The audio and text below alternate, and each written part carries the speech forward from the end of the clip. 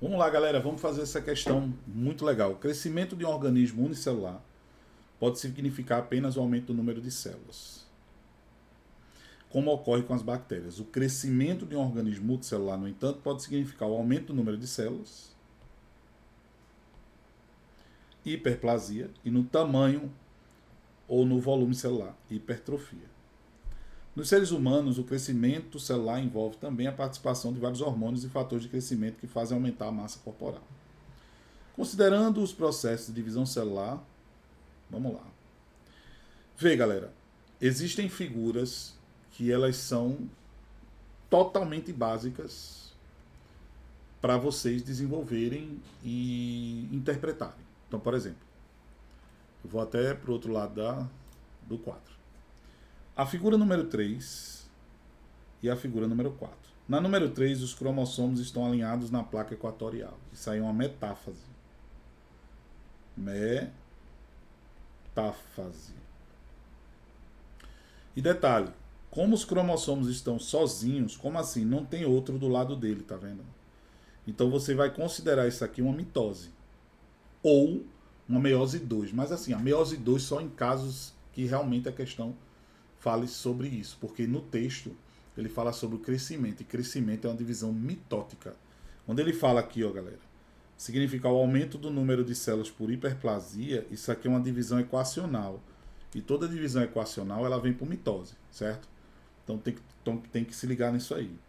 E aqui no número 4 é a fase pós-metáfase, que eu estou separando as cromátides irmãs. Então isso aqui é a anáfase. Que nesse caso é a anáfase da mitose. E aí depois do número 5 tem a chamada citocinese.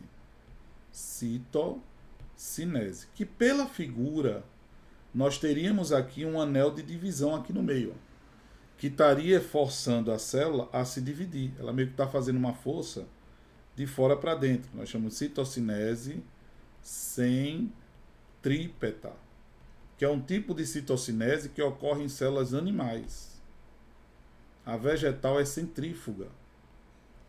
Tem participação no complexo de Golgi, o princípio é outro, né? E aí você tem o número 6, as células já separadas, que aí eu consideraria essas células em intérfase.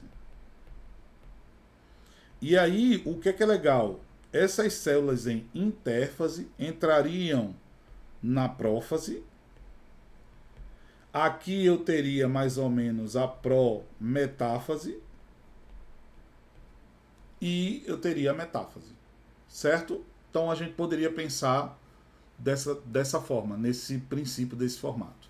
Eu poderia pensar também assim, ó. Vê, tira um print aí, tá? Deixa eu ver aqui.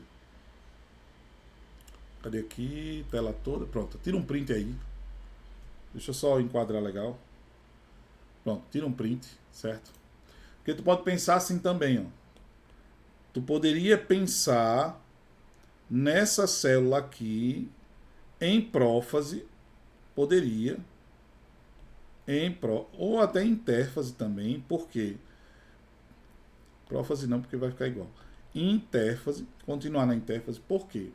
Porque é na intérfase que eu tenho, ali no finalzinho da intérfase, a duplicação do centríolo, né?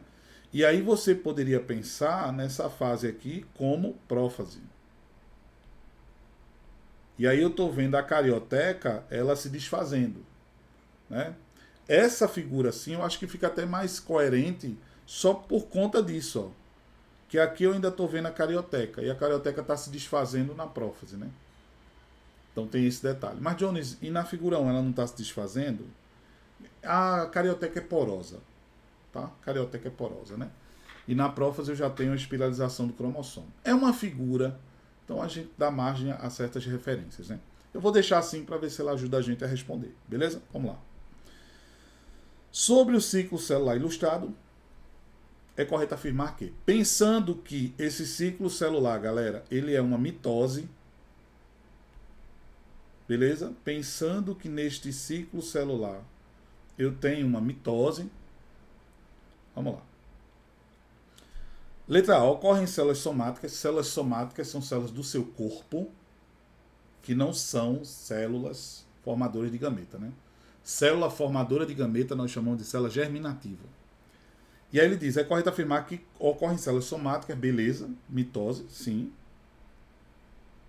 E em gameta, não. Gameta não. Gameta sofre meiose. Que não é nem no gameta, né? É a célula formadora do gameta. Tá? Então, isso aí sai.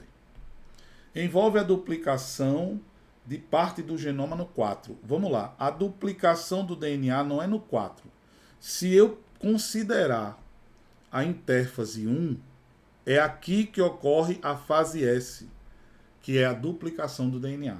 Então não seria no 4, seria no 1, né? Considerando ali, seria no 1. C. Ocorre pareamento dos cromossomos. 1. Vê, galera, pareamento dos cromossomos. Geralmente, pareamento dos cromossomos ocorre na meiose, numa subfase da prófase 1, chamada zigóteno. Então, lá na prófase 1, na subfase zigóteno, é que ocorre o pareamento de cromossomos. Isso é meiose. E a questão não fala de meiose, a questão fala de mitose. Beleza? A etapa 3, quem é 3? Metáfase, top. Os cromossomos se duplicam. Não, os cromossomos se encontram em espiralização máxima. Vê, galera, aqui na metáfase, nós vamos ter a espiralização máxima. Tanto é que é nessa fase que se estuda o cariótipo, utilizando um bloqueador de divisão chamado de colchicina. Aí a colchicina ela vem aqui e desfaz essas fibrazinhas do fuso, e aí você consegue estudar os cromossomos em espiralização máxima. Beleza? Então tem que tomar cuidado aí nesse contexto. Então só sobrou a letra E. Na etapa 5, a carioteca se reorganiza. A reorganização da carioteca, ela ocorre na telófase, né? Então tá ali, ó, telófase, que é dividida na subfase chamada de citocinese. Beleza? Então realmente nós temos aí o gabarito, a letra E. Questão muito bem feita. E uma questão muito legal para se revisar toda essa parte, né, de divisão celular. Parabéns aí por essa questão que ficou muito bonita.